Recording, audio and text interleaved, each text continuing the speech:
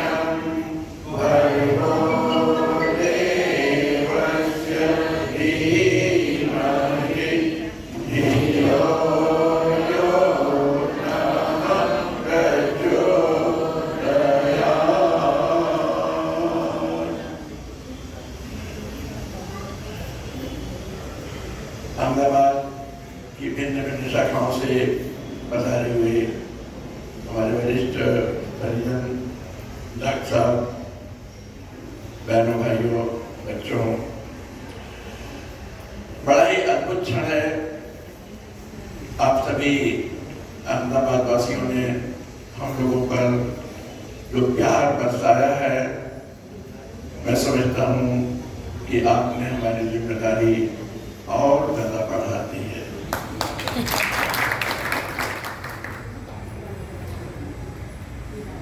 हम तो कुछ नहीं है, बस गुरुदेव के जो सूत्र हैं उन सूत्रों पर आगे बढ़ने की कोशिश करते हैं और आप सभी के प्यार की बदौलत हमें उसमें सफल हो जाते हैं। पूर्व वक्ताओं ने बड़े अच्छे अच्छे विचार दिए हैं और बड़े ही रचनात्मक और प्रैक्टिकल विचार दिए हैं। गुरुदेव का ये जो मिशन है, प्रैक्टिकल अध्यात्म की लेबोरेटरी, प्रैक्टिकल अध्यात्म।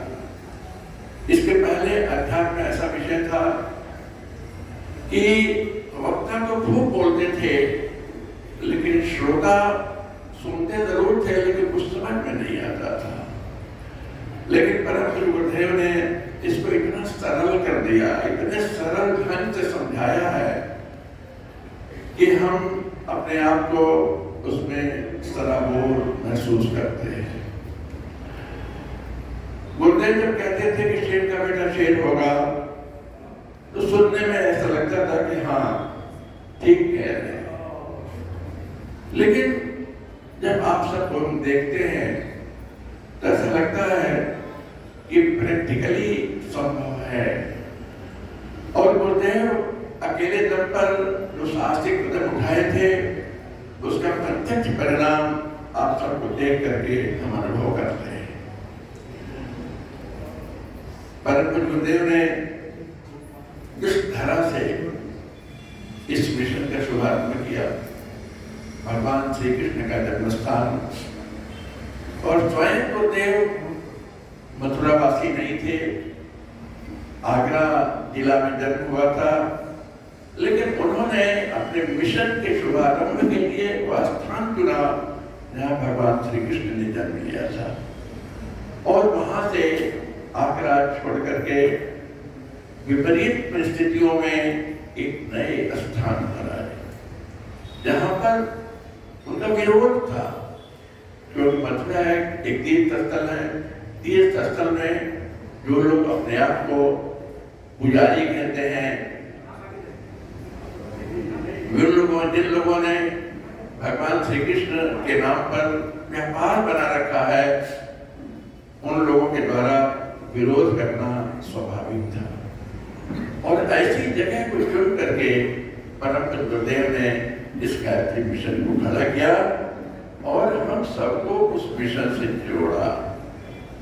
वो जो गुरुदेव 47 में आए थे और जो पहला साहसिक कदम गुरुदेव ने उठाया, जो इसके पहले वे नहीं कर पाए थे आगरा जिले में रह करके, वह था नियमित रूप से ज्ञान यज्ञ करना। नियमित रूप से ज्ञान यज्ञ करना। यज्ञ हम आप करते हैं, कहने के लिए तो हम आहुतियां समर्पित करते हैं, लेकिन यज्ञ की फिलॉसफी अगर हम समझें तो ये है कि ईश्वर प्रदत्त छोटी छोटी चीजें जिनको हम समझते हैं कि वे हमारी हैं, जिनकी ओनरशिप हमारी है, उनको हम प्रसन्नता पूर्वक अच्छी भाव से मंत्रोच्चार करके शुद्ध पवित्र होकर के अपनी देवता को देते हैं। और जिस भावना से हमने देने की प्रक्रिया शुरू किया, अग्नि देवता हमारी इस भावना का सम्मान करते हैं और वे भी उसे भस्म करके वायु देवता को देते हैं। और वायु देवता भी अग्नि देवता की भावना का सम्मान करते हैं और वायु देवता उसको लेकर के दशों दिशाओं में उड़ जाते हैं। और जो भी जीव प्राणी, चाहे इंसान हो, चाहे जीव जंतु हो, चाहे पेड़ पौधे हो, चाहे जल हो, यानी ईश्वर की सृष्टि का प्रत्येक अवयव निहाल हो जाता है उससे। और अगर फिर भी कुछ आकाश में रह जाता है तो जब बूंदें गिरती हैं, वे बूंदें उसे सोख करके धरती पर, जहां पर जुटा हुआ खेत है, खेत मोह पाए इंतजार कर रहा है, धूप में सूख रहा है, वहां पर जब वे बूंदें गिरती हैं और उसमें जो फसल निकलती है वह हम सबको निहाल करती है, हमारे लिए भोजन बन जाता है। यह है यज्ञ जो प्रकृति कर रही है और हम उसमें एक छोटा सा सहयोग करते हैं। हमारे गुरुदेव ने ठीक इसी प्रक्रिया को मथुरा में शुरू किया और इसी को हम कहते हैं पूज्य गुरुदेव ने इस मिशन का शुभारंभ ज्ञान यज्ञ से किया। अपने गुरु की आज्ञा मान करके 15 वर्ष की उम्र में अमलखेड़ा से उन्होंने यह कार्य शुरू किया था, जब करना, यज्ञ करना। लेकिन ज्ञान यज्ञ उन्होंने मथुरा में शुरू किया। यह काम मथुरा से पहले भी नहीं कर पाए थे। क्या करते थे? लगभग 6 घंटे वे उपासना करते थे। और मैं जो आपसे अपनी भावना, अपने विचार दे रहा हूँ, ये पढ़ा लिखा नहीं, क्योंकि 10 महीने में उस स्थान कर रहा हूँ। परम गुरुदेव हमारे निवास पर केवल 3 दिन के लिए आए थे, लेकिन उनकी कृपा से उनके ही घर में हमें 10 महीने रहने का मौका मिला और उसी स्थान पर हमें भी चिंतन करने का, उनसे जुड़ने का, कनेक्ट होने का अवसर मिला। और हमने जो अनुभव किया आपके सामने कर रहा हूँ। गुरुदेव 6 घंटे उपासना करते थे। उपासना के दौरान भी अपना काम करते थे, ईश्वर अपना काम करता था। विज्ञान में Newton 3rd law of motion में हमको सूत्र दिया है, पढ़ाया गया, in every action there is an equal and opposite reaction. हर क्रिया की समान प्रतिक्रिया होती है। हम अगर देते हैं तो मिलता भी है। लेकिन गुरुदेव इस क्रिया को पढ़ के नहीं करते थे। गुरुदेव अपने गुरु की आज्ञा मानकर करते थे। उनको अमलखेड़ा में भी मिलता था, आगरा में फरीगंज में रहते तो वहां भी मिलता था और यहाँ भी मिलता था, मथुरा में भी मिलता था। लेकिन यहाँ आकर के मथुरा में उन्होंने एक क्रिया जोड़ा कि जो मिल रहा है उसको सहेजो, इकट्ठा करो, थोड़ा सा और श्रम कर लो। 6 घंटे तो जब किया है, अब लेखन कार्य करो। आखिरी माला समाप्त हुई, मस्तक से लगाए, माँ के चरणों में रख दिया, कागज कलम उठाते थे और जो प्राप्त हुआ था उस 6 घंटे की अवधि में मस्तिष्क में पड़ा हुआ था उसको सहेजो। लेखनी के माध्यम से उसको कागज पर उतारने और लिखते जाते थे और प्रतिदिन हमें अनुभव हुआ कि 2.5 से 4 घंटा प्रतिदिन 6 घंटे की उपासना मंत्र जब और 2.5 से 4 घंटा लिखना, और उसके बाद जब लिख लेते थे, सहेज लेते थे, एक बार पुनः उसका रिवाइज कर लेते थे, पढ़ लेते थे कि जो लिखा गया है वो किसी की समझ में तो आएगा ना, ये सार्थक हो जाए। और फिर गुरुदेव उस कागज को रखते थे, कंपोजे के लिए देते थे और फिर जल ग्रहण करते थे। 8-10 घंटे वह व्यक्ति जल तक नहीं ग्रहण करता था। तो यह जो ज्ञान यज्ञ जो भगवान ने, माँ ने, उनके गुरु ने उनको दिया, वह तुरंत बांटने में लग जाते थे। इसे कहते हैं यज्ञ, परमार्थ के, सबके कल्याण के लिए। जो प्रिय वस्तु ईश्वर में दे रहा है उसको बांटना, अपना कुछ नहीं, तुरंत बांट देना। अगर देरी करेंगे तो हो सकता है कि मस्तिष्क में दिमाग से उतर जाए, हम भूल जाए, लेकिन क्षण भर भी नहीं करना और कुछ भी नहीं करना। यानी जब कदम कागज कदम उठाना, लिखना, रिवाइज करना और छपाई भी दे देना। तो यह गुरुदेव ने ज्ञान भी किया, उस आधार पर हमारे मिशन करा ज्ञान यज्ञ। ईश्वर ने गुरुदेव को दिया, गुरुदेव ने हम सबको दिया। हम सबने कहा झोला पुस्तकालय चलाओ, हमसे कहा पढ़ो पढ़ाओ, पत्रिका को स्वयं पढ़ो, 10 औरों को पढ़ाओ, बांटने का काम करो, पढ़ो, फिर पत्रिका बांटने के लिए जाओ, बिना पढ़े मत जाओ। यह अवसर दिसंबर 25 तारीख हो गया, कुल 6 दिन और बचे हैं। अखंड ज्योति जनवरी की छठ भी है, वितरण चालू है। नए वर्ष के लिए आप लोग लगे हुए हैं। निवेदन है कि जैसे गुरुदेव ने ढिलाई नहीं की, तुरंत लेकर में लग गए। आप भी अगर अब तक कहीं स्लो डाउन में चल रहे हैं तो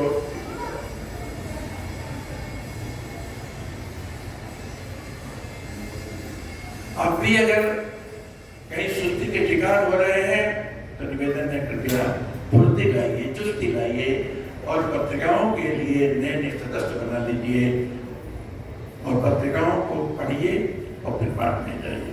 आप कहेंगे कि इतनी बड़ी पत्रिका पढ़ेंगे तो और समय हो जाएगा, देर लग जाएगा, वैसे ही पत्रिका लेट आई।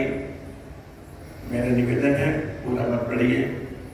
शुभारंभ के लिए पहला जो लेते केवल आधा पृष्ठ का, आधे से भी कम है, उसको पढ़ करके कोई अच्छी चीज है समझ लीजिए, और जिसको आप पत्रिका दें वो विचार शेयर करें। मुझे कहिए, देखिए शुरू में ही ये आधे पेज की लिस्ट में देखो गुरुदेव की इतनी बढ़िया बात है, कहिए वो जरूर पढ़ेंगे, आपको शिकायत नहीं होगी। अभी आपको शिकायत है कब इतनी मेहनत करते हैं, मेरे को पढ़ता नहीं, पढ़ेंगे। आप पढ़ के जाइए, निवेदन करिए, वो जरूर पढ़ेंगे।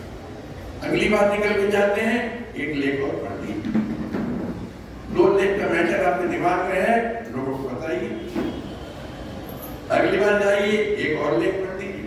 तो क्रमशः धीरे धीरे एक लेख पढ़ेंगे तो इस बहाने आप भी पढ़ लेंगे, और जब आप लोगों को बताएंगे तो आपका वह ज्ञान सार्थक हो जाएगा। ज्ञान ऐसी चीज है कि जितना ही आप देंगे, जितना ही बांटेंगे, उतना ही उत्कृष्ट होता चला जाता है और आप अपने आप को एक बड़ी अच्छी सिद्धि भी पाते हैं। तो निवेदन है कि इस ज्ञान में आप लोग फुर्ती से लग जाइए, समस्याएं आएगी, हम आपके लिए उनका समाधान करेंगे, एक कदम तो बढ़ाना होगा। गुरुदेव ने जो ज्ञान यज्ञ शुरू किया है, जो मिशन मथुरा से शुरू किया है, उसका एक पहला पुष्प जो था 1940 में जो गुरुदेव ने मथुरा में खिलाया था, मैंने आपके सामने रखा और इसमें आपसे आशा की है कि आप पूरा सहयोग देंगे। काम तो बहुत सारा गुरुदेव ने किया। एक दूसरा पुष्प जो गुरुदेव ने मथुरा से खिलाया, जो पहले नहीं खिला था और नया काम किया, उसके बारे में मैं आपका ध्यान आकर्षित करना चाहूंगा। गुरुदेव 47 में आए थे और घिया मंडी के भूत वाले मकान में रहते थे। बहुत संघर्ष किया गुरुदेव ने। सबसे पहले वहां के भूतों से संघर्ष किया, उसका कथा कहानी में हम नहीं जाएंगे, लेकिन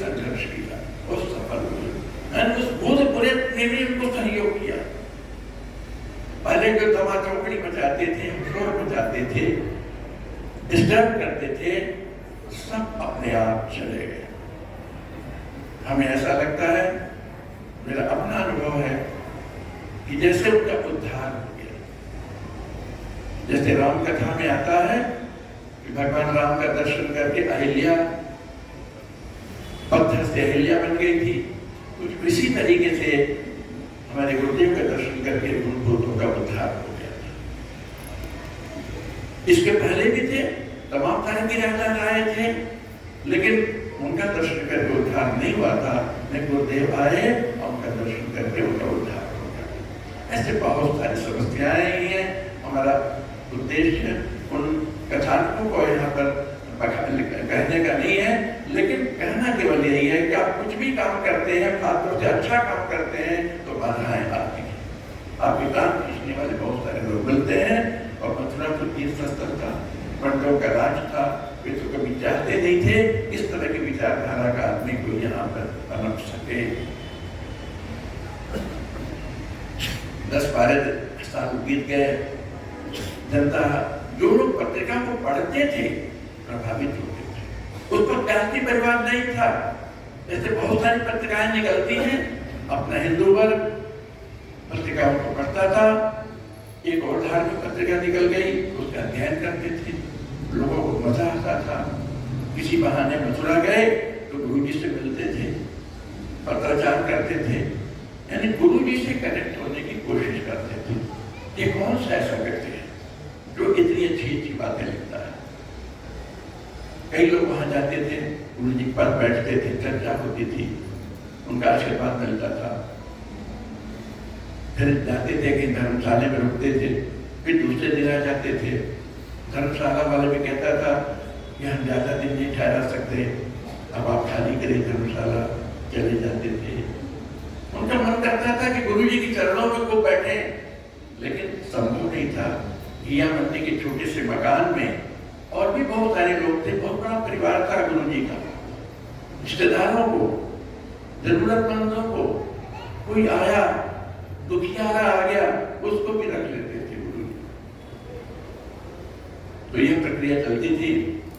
और अभी मैं नाम भूल रहा हूँ, उस समय एक यहीं के गुजराती भाई थे, उन्होंने गुरुदेव को पत्र लिखा और अपनी व्यथा व्यक्त किया और कहा कि हमारी बहुत इच्छा है कि हमारे जैसे लोग आपके चरणों में बैठे, आपका सानिध्य, आपका आशीर्वाद प्राप्त करें, और कोई आश्रम बने, कोई जगह हो जहाँ पर ये संभव हो सके। अगर भगवान हमको इतना समर्थ बनाया होता तो मैं अकेले वो काम कर देता, लेकिन उतनी समर्थता हमको भगवान ने नहीं बनाई। तो मैं अपना योगदान देता हूँ। उन्होंने लिफाफे में चिट्ठी के साथ 10,000 रुपए, और बोले हमारे एक मित्र है, उन्होंने भी 2,100 रुपया दिया है उस जमाने का, हम आपको भेज रहे हैं, इस कार्य का शुभारंभ करेंगे। और ऐसे बहुत सारे मैसेजेस गुरुदेव को मिलते थे। गुरुदेव ने फिर फैसला किया कि कोई जगह होनी चाहिए। ये 1952 की बात है। 1952 में जब इस तरह के मैसेजेस आने लगे तो गुरुदेव ने माता जी से परामर्श किया, और फिर दोनों ही मथुरा के इर्द बहुत सारी जगह देखे, बहुत सारी जगह देखे, लेकिन कहीं उनका मन टिकता नहीं था। महर्षि दुर्वासा का आश्रम जमुना पार है, एक मंदिर बना हुआ है, लोग वहां ले गए, लेकिन वहां जब ध्यान किया तो ऐसा लगा कि मंदिर जरूर यहाँ बना है, लेकिन महर्षि दुर्वासा यहाँ तप नहीं किए, वहां से उठ गए थे। श्री कृष्ण जन्मस्थान जो आज आप देखते हैं, उसके निर्माण की भी बात चल रही थी। एक राजा ने काफी बड़ी जमीन वहां दे रखी थी और वो उस प्रक्रिया से चल रहे थे, लेकिन मंदिर निर्माण नहीं हुआ था। और वे सारे लोग गुरुदेव को जानते थे। बिरला मंदिर का निर्माण शुरू हो गया था, बिरला जी गुरु जी के अच्छे से जानते थे, चर्चाएं होती थी। जो जन्मस्थान के लोग थे, जिनके पास बहुत बड़ी जगह थी, उन्होंने गुरु जी से कहा, आप क्यों परेशान हो रहे हैं, आप आपको मंदिर के लिए कितनी जगह चाहिए? इतनी सारी जगह पड़ी है, राजा साहब ने दिया है श्री कृष्ण मंदिर के लिए, इसमें कहीं किनारे में जितना आप चाहिए ले लीजिए। गुरुदेव कुछ बोले नहीं, शांत रहे। 2-3 दिन के बाद फिर वहां गए और बताए कि आपने जो ऑफर हमको दिया था, हम आपके लिए बहुत धन्यवाद देते हैं। हमने विचार किया, लेकिन हमें स्वीकार नहीं है। हम इस जमीन में से जमीन नहीं लेना चाहते हैं। हम अपने हिसाब से जमीन लेंगे और अपने हिसाब से उसका निर्माण करेंगे।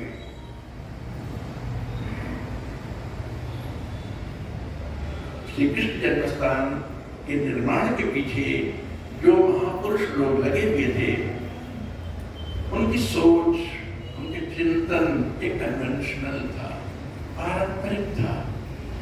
गुरुदेव का विचार क्रांतिकारी था।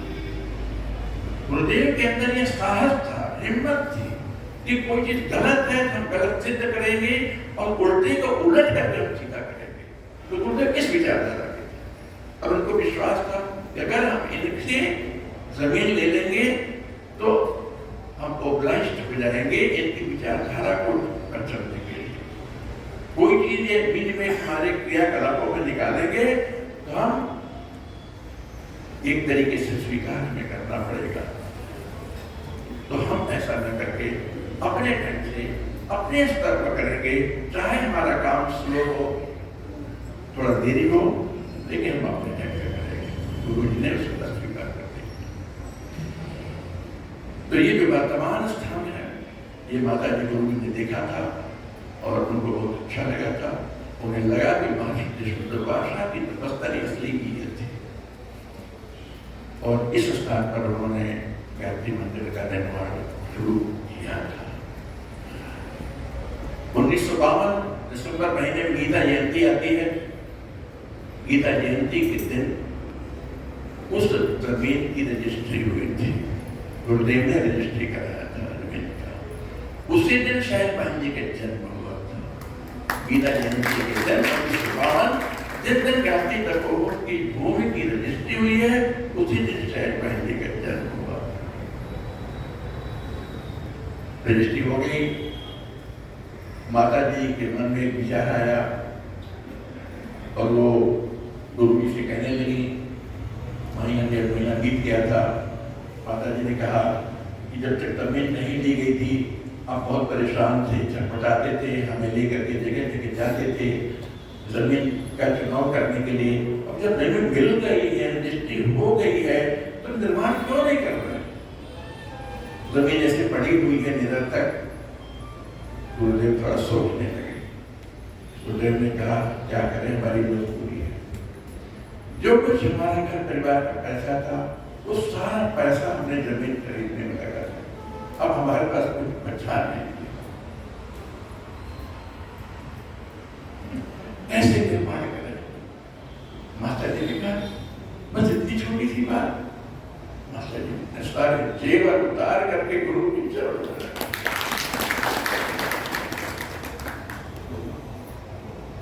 और फिर गुरु जी की हिम्मत हुई और जनवरी में, उस समय बसंत पंचमी थी, जनवरी 53 और बसंत पंचमी के दिन फिर भूमि पूजन किया, उन्होंने निर्माण शुरू किया और गायत्री जयंती 1953 में प्राण प्रतिष्ठा की थी। ये सारी प्रक्रिया चली। बातें और भी बहुत सारी हैं, बढ़ाना नहीं चाहता, लेकिन मेरे कहने का तात्पर्य है कि इस मिशन का शुभारंभ ज्ञान यज्ञ से शुरू हुआ। गुरु जी की तप शक्ति उसमें लगी और इसका विस्तार करने के लिए गायत्री तीर्थ, हाँ आज हम गायत्री मंदिर कहते हैं, उसे गायत्री तपोवन कहते हैं।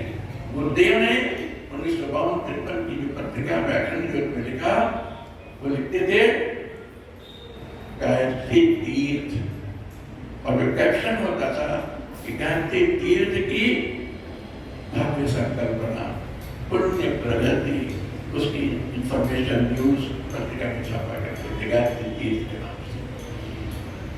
यह काम इस तरह से चला और प्राण प्रतिष्ठा हुई। प्राण प्रतिष्ठा की भी कहानी है, वो डिटेल में हम नहीं अभी जाएंगे, बहुत सारी बातें हैं, लेकिन केवल इतना ही कहेंगे कि हमारे गुरुदेव और माता जी के इस ओरिजिनल आइडिया व्यक्तिगत योगदान, राष्ट्रीय परिवार नहीं था, किसी से चंदा नहीं दिया, अपने घर से काम शुरू किया। और हाँ, एक बात और उल्लेख करूंगा, उन्हीं दिनों तक निर्माण शुरू हो गया था, गुरु जी वहीं पर थे, मैसेज आया कि बिरला जी आना चाहते हैं। बिरला मंदिर का भी शुभारंभ हो गया था और बिरला जी गुरु जी में अच्छी समझदारी थी, मिलते जुलते थे, चर्चाएं होती थी। तो बिरला जी आए और कुछ बात करने के बाद उन्होंने कहा आप अकेले परेशान हो रहे हैं, माता जी के जीवन को बेचना पड़ा काम शुरू करने के लिए, आपके बाद मनी ऑर्डर वगैरह आते हैं जो पत्रिका पढ़ने वाले हैं, 1-1 रुपये 5-5 रुपये मनी ऑर्डर आता है, इससे कर कर क्या चलेगा, मैं इसमें कुछ अपना देना चाहता हूँ। और फटाक उन्होंने उस समय 20,000 रुपया निकाला और गुरु जी के हाथ में देना चाहते थे। गुरु जी ने हाथ अपने जेब में डाल दिया। दूसरा कोई होता खुशी होकर के पास से ले लेता, बिरला जी ने कहा अभी हमारा ये ले लीजिए, हम और इस तरह से देते रहेंगे। गुरुदेव ने नहीं लिया। गुरुदेव ने कहा बिरला जी आपका बहुत नाम है, आप कि बिरला मंदिर जगह जगह बन रहे हैं, यहाँ भी मथुरा में बन रहा है, कि कैसे आप कर पाते हैं इतना सारा काम। तो बिरला जी ने कहा देखिए पंडित जी बोल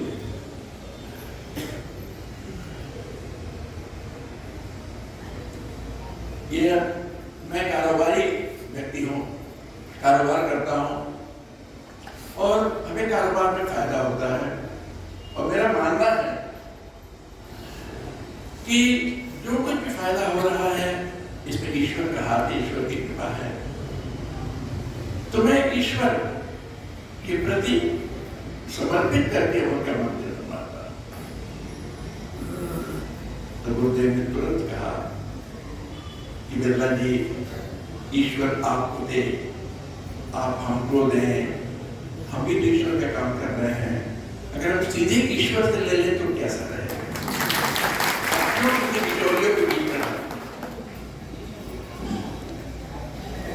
यानी एक व्यक्ति का ऑब्लिगेशन लेने की बजाय हम ईश्वर की कृपा पर भरोसा रखें, ईश्वर के काम में ईश्वर पे विश्वास रखें, जिसका काम है उसकी भी तो जिम्मेदारी होती है। हम तो निमित्त मात्र हैं, हम अपना अहंकार क्यों बढ़ाएं। और पत्रिका में जब इसकी खबरें गुरु जी छापते थे तो मनी ऑर्डर आते थे, हमने पूरी लिस्ट देखी है उसमें।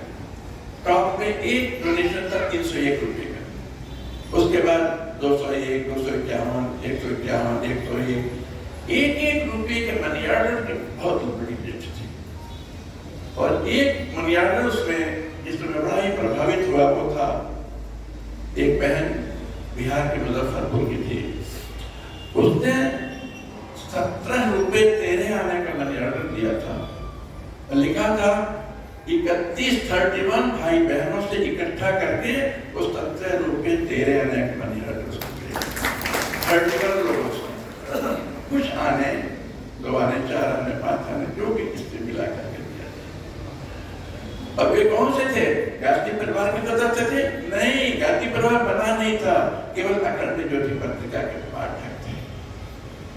जनता जनार्दन थी, ईश्वर के प्रतिनिधि थे, जिनका 1-1 रुपया आया है तो माता जी का कदम बढ़ाना, गुरु जी का कदम बढ़ाना, जनता का 1-1 रुपया आना और वह स्थान बन के तैयार हुआ और हमारे युग निर्माण मिशन का आधार बन गया। लोग आने लगे और मिशन खड़ा हो गया। तमाम सारे आयोजन गुरुदेव ने किए और गांधी जयंती के अगले दिन गुरुदेव ने दीक्षा देना शुरू किया। माता जी उनकी पहली शिष्या बनी थी। उसमें उन्होंने 58 में होने वाले सहस्त्र यज्ञ की घोषणा की।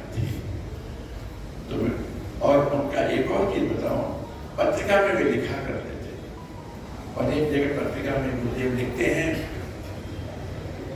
कि माता अगर चाहती, माता ने कहती माता अगर चाहती तो किसी एक व्यक्ति को प्रेरणा दे देती और वही पूरा मंदिर बनवा दिया होता, लेकिन माता ऐसा नहीं चाहती है। माता अपने हर बच्चे को शुभ अवसर देना चाहती है, और यह बड़ा ही दिव्य अवसर है आप सभी के लिए कि आप अपने जीवन को धन्य कर लें और अपने धन को धन्य कर लें, अपने जीवन को धन्य कर लें और अपने धन को भी धन्य कर लें। तो यह उनकी अपील जनता जनार्दन से, जिनके कण कण में ईश्वर का वास है, ईश्वर अंश हर एक में, तो यह साक्षात ईश्वर का सहयोग तो मिला उसमें, और इस तरह से एक केंद्र बनकर तैयार हुआ है। अभी भी हमें याद आता है जब इसके निर्माण की बात हुई तो उसमें 2-3 बातें दिमाग में थी हम लोगों के, जो विचलित किया करते थे। सन 1978 में बहुत बड़ी बाढ़ आई थी, वहाँ पर यमुना में बाढ़ आई थी, पूरा ग्राउंड फ्लोर कमरे भर गए थे पानी से। गायत्री माँ की यहाँ तक पानी मूर्ति डूब गई थी 1978 में।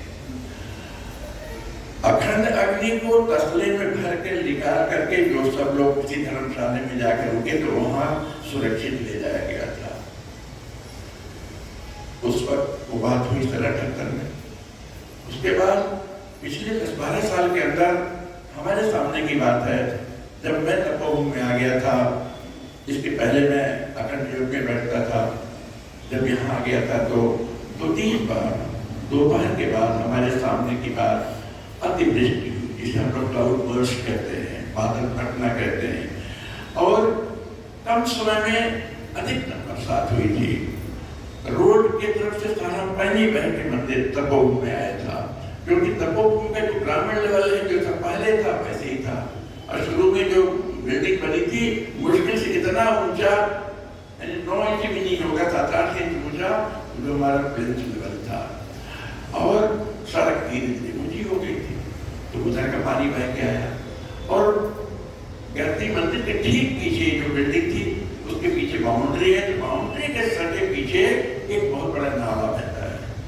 नाला पक्का है, लेकिन जब सारा उधर का पानी बह के नाले से आगे बढ़ता है, आगे लोगों ने नाले को बंद कर रखा था, तो पानी ओवरफ्लो हुआ, और जो छोटी-छोटी नालियां तपोवन से पानी निकासी की बाहर लोअर साइड में ढलान पर बनाई जाती हैं, उन नालियों से पानी चलाया तो सारा गंदा पानी बदबूदार पानी आ गया। और हमने देखा है, मन खराब होता है।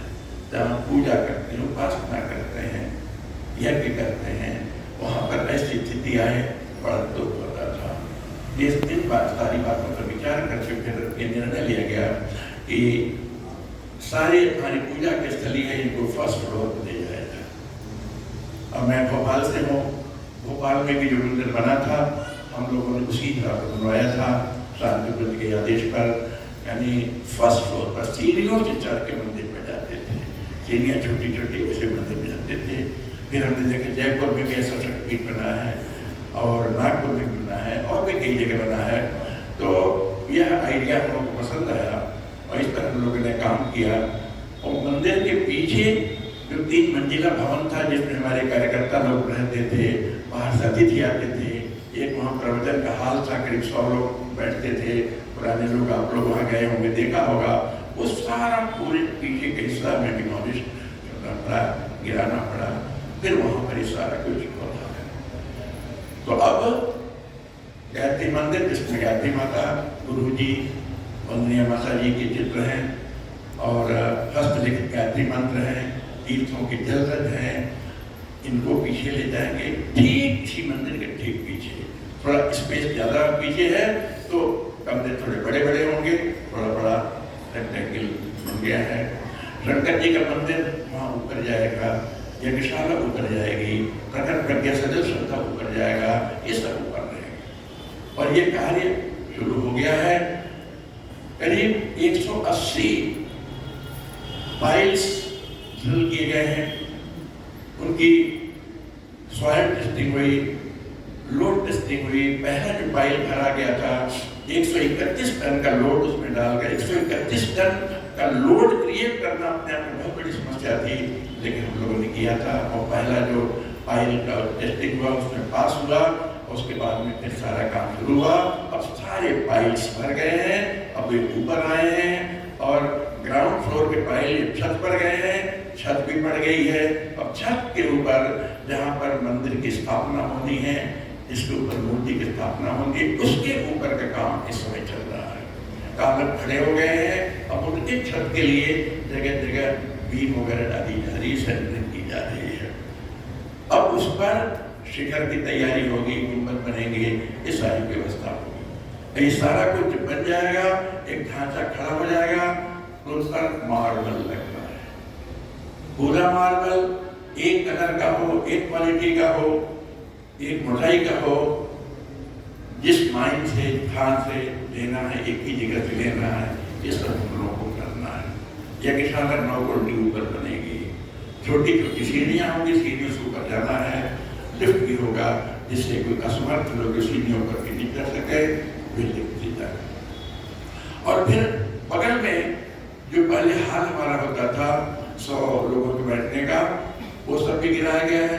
वहाँ पर गायत्री की 24 शक्तियों की स्थापना होगी, उसका निर्माण अभी भी शुरू हो रहा है। पाइल खोदी जा रही है और उसमें 24 शक्तियाँ जैसे ब्रह्मवर्ग संस्थान में है, स्थापना होगी। ये सारा कुछ कार्य चल रहा है और क्योंकि काम बड़ा है, एस्टिमेटेड कास्ट 15 से 20 करोड़ है और उम्मीद है कि 2.5-3 साल लग सकता है, यानी लगभग 1 साल से ज़्यादा तो लग चुका है। बीच में कोरोना के कारण पिछले साल 2020 में 2 बार मजदूर भागे तो काम रुक गया था। इस साल भी अप्रैल मई में मजदूर चले गए थे, तो उससे व्यवधान तो आया है, लेकिन अब इस समय काम अच्छा चल रहा है, प्रगति हो रही है और काम वो देव का है, रुकेगा नहीं। बस हम सबको यह अनुभव करना है कि हमें अवसर मिला है अपने को धन्य करने का और अपने जीवन को धन्य करने का। और यहाँ पर मैं एक और बात का उल्लेख करूंगा। 2019 दशहरा विजयदशमी, उस दिन इसका शिलान्यास किया था हम लोगों ने, कहीं लग 2 साल से पहले। 2019 दशहरा के दिन कार्यक्रम होना था। शांतिपुर से डॉक्टर साहब और बहन जी आए हुए थे, मंच पर बैठे हुए थे। बहन जी ने हमको बुलाया और कान में कुछ कहा। उन्होंने कहा भाई साहब, हम लोगों ने, यानी डॉक्टर साहब और बहन जी ने फैसला किया है कि इस काम के लिए वे 10 लाख रुपया देंगे। मैंने उनसे अनुमति चाहा, मैंने कहा अगर आपकी अनुमति हो तो हम अनाउंस करें। बोले हाँ, अनाउंस कर दीजिए। मैंने अनाउंस कर दिया था। फिर बहन जी जब बोलने लगी तो बहन जी की बात, बड़ी खास बात वो ये थी, उन्होंने कहा कि जिस कार्य के लिए जहाँ मिशन को विस्तार देना है, हमारे माता पिता ने अपना सब कुछ न्यौछावर कर दिया और उनके इस न्यौछावर का परिणाम है कि हमारा मिशन कितना तेजी से बढ़ा है। तो उनके अंग अवयव होने के नाते, उनकी संतान होने के नाते हमारा भी कुछ फर्ज होता है। डॉक्टर साहब BHL भोपाल में उसमें डॉक्टर थे। डॉक्टर के पिताजी मध्य प्रदेश में जज थे, तो उनका पारिवारिक कुछ बचत का जो राशि था, तो बहन जी ने कहा कि उसमें से हम 10 लाख रुपए इस काम के लिए हम दे रहे हैं। और माता जी के बारे में बताया कि सारे जेवर किस तरह से गुरु जी चरणों में रख दिए थे। तो वहाँ जितनी बहनें सुन रही थी, तुरंत कई लोग जेवर उतार कर ले आके मंच पर देने लगे। हम उनसे कहते थे जरा नाम पता लिख लीजिए, बोले नहीं हमको नाम पता नहीं लिखना है, हमने दे दिया। तो इस तरह ये आधार अपना है और काम हो रहा है, बड़े अच्छी तरह से हो रहा है। अब आपके सामने यह प्रस्ताव है और हम मेरा ख्याल है 3 या 4 अगस्त 2019 को यहाँ पर आए थे और उस समय मंच बैठे थे। वो गोष्ठी हमारी हुई थी पुस्तक मेला के लिए। मैंने मीठा भाई से बात किया था कि आपने बहुत बड़ा पुस्तक मेला यहाँ लगाया था, 1 करोड़ 7 लाख का सेल हुआ था, हम चाहते हैं कि वैसे ही पुस्तक मेला यहाँ भी लगे। इस ख्याल से गोष्ठी हुई थी। मृत्युंजय भाई साहब ने एक पत्र जो साहित्य से जुड़े हुए व्यक्ति हैं उनको भेजा था खास तौर से कि पुस्तक मेला की गोष्ठी थी। इतने लोग नहीं थे, इसके आधे रहे होंगे उस समय। तो वो यही हुई थी गोष्ठी और मंच पर मेरे साथ साथ दवे साहब थे जो सोनल प्रभारी। तो बात हो रही थी पुस्तक मेला की और दवे साहब हमसे धीरे से पूछे कि मंदिर की विवाह कुछ हो रही है। मैंने कहा हाँ। तो बोले नहीं अच्छा है, आगे बढ़ने दीजिए। और अहमदाबाद से तो कम से कम 1 करोड़ रुपए जाएंगे। उन्होंने अहमदाबाद दवे साहब ने हमसे कहा कम से कम 1 करोड़ जाएगा। मैंने इसके अनाउंस कर दूं? बोले हाँ। अनाउंस किया गया तो डिस्कशन का पैटर्न बदल गया, यानी पुस्तक मेले का डिस्कशन रुक गया और फिर बहनों भाइयों का सबका फिर ऑफर आने लगा। और उस वक्त जैसा कि घनश्याम भाई ने बताया 87 लाख का ऑफर आ गया और बहुत ही बढ़िया सबका उत्साह था। तमाम शाखाओं से बहन अपना अपना हम 2 लाख देंगे, मैं 5 लाख देंगे, हम 6 लाख देंगे, 1 लाख देंगे, 50,000 देंगे, सब होने लगे। एक बहन जी यहाँ बैठी हुई है, इन्होंने भी सब लोग हाथ से लिख के भेज देते थे, हाथ से लिख के देते थे। और कुछ लोग ऐसे ही बोल देते थे तो पर्ची वहाँ जाती थी। मैंने घनश्याम भाई से कहा कि मैं तो बहुत लोगों को नहीं जानता हूँ, आप जरा वहाँ बाइक पे चले जाओ और जो पर्ची आती है कलेक्ट करते रहो, नोट करते रहो कौन क्या कह रहा है। तो एक कागज घनश्याम भाई ने उठाया और कहने लगा, नाम पढ़ा और कहने लगा 51 लाख रुपए। तो हम भी सुनकर आश्चर्य हुआ कि 51 लाख कौन सी बहन है, जरूर बहुत खास बात होगी। और फिर घनश्याम भाई बोले सॉरी 51,000 रुपए। तो फिर थोड़ा थिंकिंग नॉर्मल आई, कार्यक्रम खत्म हो गया, शांति पाठ हो गया, लोग उठ के चले गए। बहुत सारे भाई बहन जिनको कुछ बातें करनी होती हुई मंच के पास आ गए। कुछ कह रहे हैं हमारी पत्रिका के बात यह है, कुछ हमारा इसका बात है, कोई रसीद बुक चाहते हैं, कोई कह रहे हैं कि 9 दिन का सत्र करने आएंगे। मैंने इस तरह की बातें लोग करने लगे। और ये बहन जो सामने बैठी हुई है, अरे जाइए, ये खड़ी है, अभी तक सब चले गए, ये भी खड़ी है। तो फिर मैंने कहा बहन जी कोई खास बात है, कोई खास बात करनी बताइए। तो बहन जी आगे आई। तो बहन जी बोली घनश्याम भाई जो 51 लाख अनाउंसमेंट किए थे वो मेरा लिखा हुआ कागज था। बहन जी एक बार और हमारे निवेदन है कि गुरु जी से प्रार्थना करता कि घनश्याम भाई की बात सब हिम्मत। तो इस तरह की हिम्मत राजू भाई दवे आप जैसी बहन जिस जगह से शुरू हुआ उस पर श्रृंखला कई जगह से गोष्ठियां होने लगी और लोगों का विश्वास आने लगा। और पैसे की कमी नहीं होगी, बस यही है कि आप अपना जीवन धन्य कर लीजिए, अपने धन को धन्य कर लीजिए। और आप सभी को मृत्युंजय भाई साहब की ओर से निमंत्रण है कि आप सब लोग वहाँ पधारें, मथुरा है, खुद अपनी आंखों से देखें उसके लिए आप क्या कर सकते हैं। इस काम के लिए अलग से जप करिए, मंत्र लेखन करिए। 24 करोड़ उस जमाने में गुरुदेव ने मंत्र लेखन हस्तलिखित करवाया था, वहां स्थापित थे, लिखा हुआ 24 करोड़। गुरुदेव अखंड जगत में लिखते थे कि इस काम के लिए अगर कोई नगद न दे पाए, उनके पास पैसों की कमी हो तो कोई चिंता मत करो, आप मंत्र लेखन करो। अगर आप 24,000 मंत्र लेखन लिख करके हमको भेजेंगे तो मैं समझूंगा आपने 24,000 रुपए।